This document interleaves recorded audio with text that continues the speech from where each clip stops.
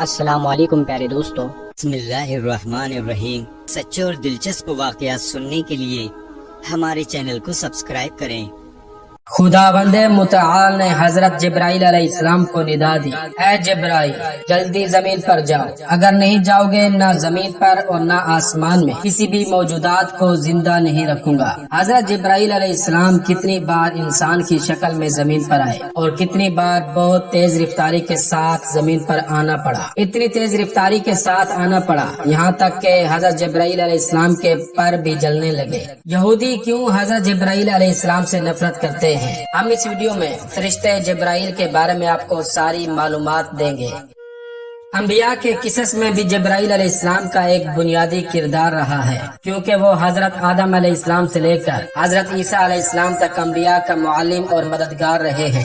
انہوں نے حضرت آدم علیہ السلام کو زراعت اور لوہے کے استعمال کی کیفیت اور مناسک کے حج سکھائے۔ حضرت نوح علیہ السلام کو کشتی بنانے کا طریقہ سکھایا۔ حضرت داؤد علیہ السلام کو ذرہ بنانے کی تعلیم دی اور حضرت موسیٰ علیہ السلام کے فرعونیوں سے مقابلے کے موقع پر ان کی حمایت کے لیے فرعونیوں کو سرخ سمندر کی طرف رہنمائی کی اور انہیں غرق کیا۔ حضرت جبرائیل علیہ السلام اللہ کے برگزیدہ فرشتے ہیں اور تمام فرشتوں میں سب سے بڑا مقام جبرائیل علیہ السلام کا ہے۔ آپ کو سید الملائکہ بھی کہا جاتا ہے۔ آپ کی ذمہ داری انبیاء اور رسولوں کے پاس اللہ کا پیغام پہنچانا ہے۔ اور جہاں تک حضرت جبرائیل علیہ السلام کی جسامت کا تعلق ہے تو حدیث میں بیان ہوتا ہے کہ ان کے ایک کندھے سے دوسرے کندھے تک کا فاصلہ 500 سال کی مسافت ہے، اور دوسری روایت میں آتا ہے کہ ایک کندھے سے دوسرے کندھے تک کا فاصلہ 700 سال کی مسافت ہے۔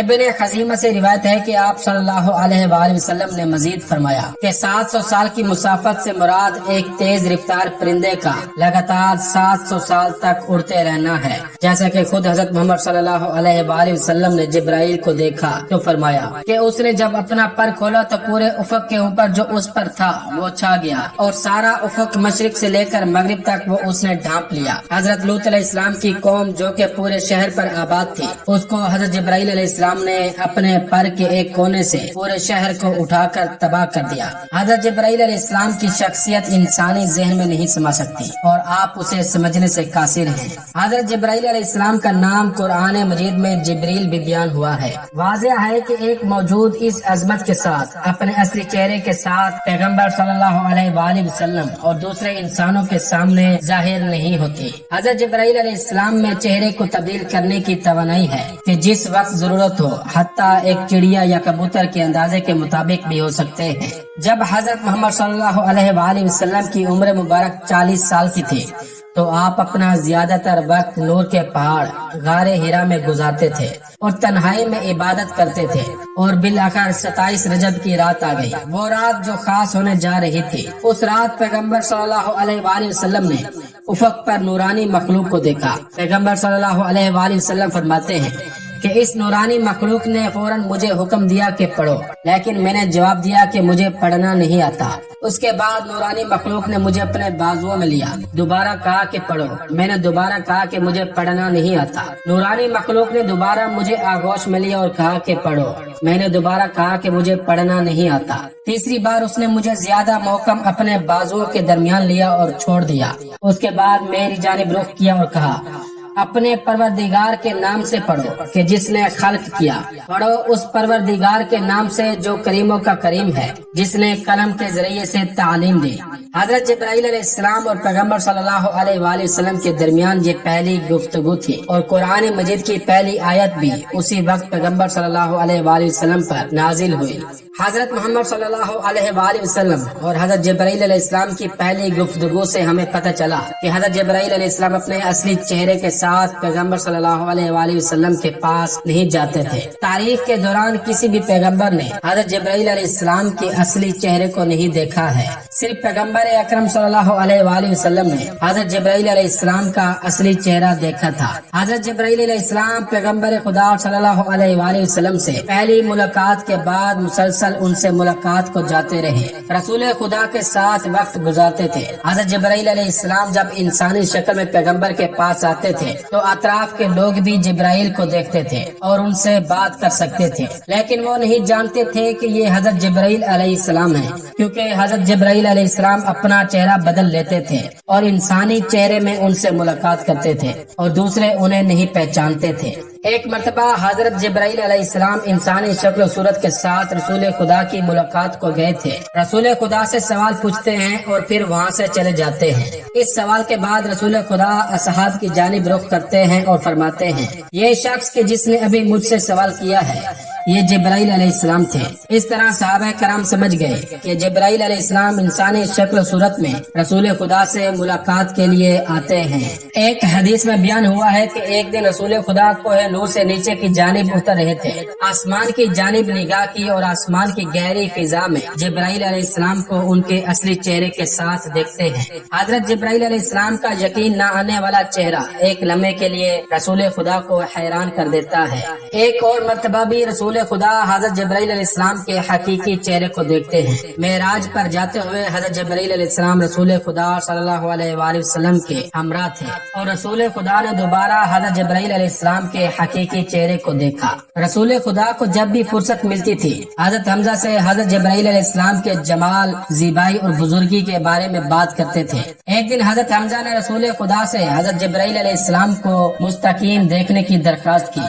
रसूल खुदा ने हजरत हमजा से फरमाया, आप में उसको देखने की ताकत नहीं है, लेकिन हजरत हमजा ने इसरार किया कि वो जिब्राइल अलैहिस्सलाम को देखना चाहते हैं। रसूल खुदा ने कबूल कर लिया और कहा, बैठो और अपने सर को ऊपर की जानिब करो और आसमान की जानिब निगाह करो। जिस वक्त हजरत हमजा ने अपने सर को ऊपर की जानिब किया, हजरत जिब्राइल अलैहिस्सलाम के पाँव को देखा कि जो सब्ज रंग के जवाहिर की मानित थे। हजरत हमजा उस मंजर को देखने के बाद जमीन पर गिर गए और बेहोश हो गए। हजरत जिब्राइल अलैहिस्सलाम इस कदर बुजुर्ग हैं कि आसमान और जमीन में समा नहीं सकते हैं। फरिश्तों में बरतरीन हैं और बाकी फरिश्तों को हिदायत और रहनुमाई करते हैं। हजरत जिब्राइल अलैहिस्सलाम वही लाने के अलावा रसूल खुदा की दूसरे कामों में भी मदद करते थे और उनकी रहनुमाई करते थे। दोस्तों, अब हम आपको बताते हैं कि 4 मौकों पर हजरत जिब्राइल अलैहिस्सलाम को आसमान से जमीन पर इतनी तेज रफ्तारी के साथ आना पड़ा कि हजरत जिब्राइल अलैहिस्सलाम के पर जलने लगे। एक दिन रसूल खुदा ने हजरत जिब्राइल से सवाल किया, क्या कभी ऐसा हुआ है कि 7वें आसमान से खौफ व वहशत और बहुत तेजी के साथ जमीन पर आओ? हजरत जिब्राइल अलैहिस्सलाम ने जवाब दिया, हाँ ए मोहम्मद। जिस तरह के बयान किया कि 4 बार मजबूर हुआ कि खौफ व वहशत और बहुत तेजी के साथ जमीन पर आओ। रसूल खुदा ने पूछा कि उन 4 बार में क्या इत्तेफाक पेश आया कि मजबूर हो गए कि जमीन पर बहुत तेजी के साथ आओ? हजरत जिब्राइल अलैहिस्सलाम ने बयान करना शुरू किया। पहली बार उस वक्त था कि जब हजरत इब्राहिम अलैहिस्सलाम को आग में डाला जा रहा था। अभी इब्राहिम अलैहिस्सलाम हवा में थे और आग में गिरने जा रहे थे। खुदावंद मुतआल ने मुझसे फरमाया, ऐ जिब्राइल, जाओ और पूछो कि क्या हमसे कुछ चाहते हो।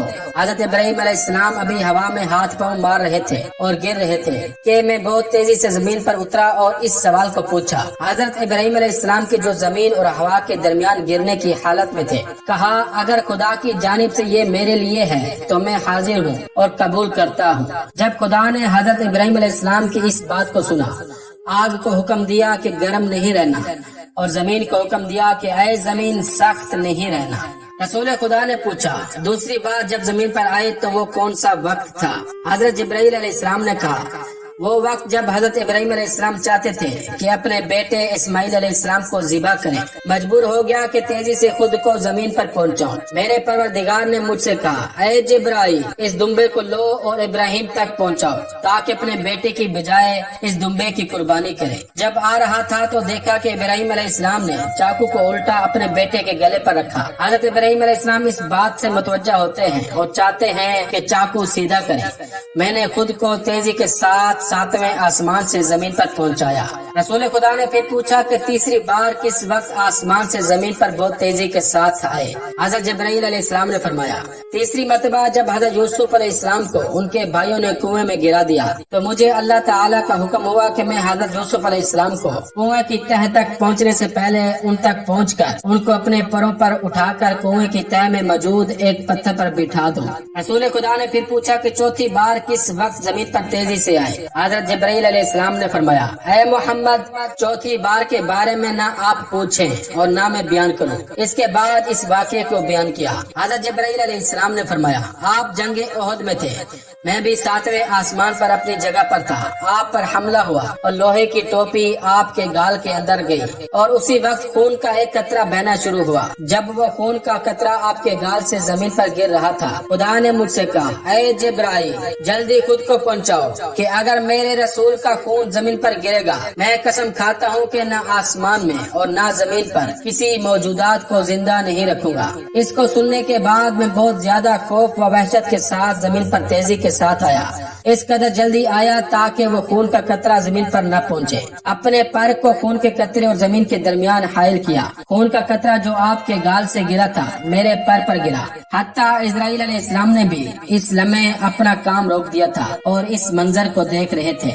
यहूदियों ने रसूल खुदा सल्लल्लाहु अलैहि वसल्लम से पूछा कि उनके पास कौन सा फरिश्ता आता है। तो जब जवाब में जिब्राइल अलैहिस्सलाम का नाम सुना तो जिब्राइल अलैहिस्सलाम के मुतालिक मौजूद कीने की बिना पर जिब्राइल अलैहिस्सलाम को अपना दुश्मन कहने लगे। इसके अलावा यहूदी एक इस वजह से भी हजरत जिब्राइल अलैहिस्सलाम से नफरत करते हैं कि वो कहते हैं बुख्तुल नसर जो कि एक बादशाह था, उसने जब बैतुल मुकद्दस को फतह किया था और यहूदियों को शिकस्त दी थी और उनको कैदी बनाया था, तो उस वक्त हजरत जिब्राइल अलैहिस्सलाम ने बुख्तुल नसर की मदद की थी। हम इंसान जिस कदर भी छोटी मखलूक हो और दुनिया में बहुत कम जगह लेते हैं, फिर भी खुदावंद मुतआल ने हमें मर्तबे के लिहाज से फरिश्तों से बालातर खल्क किया है।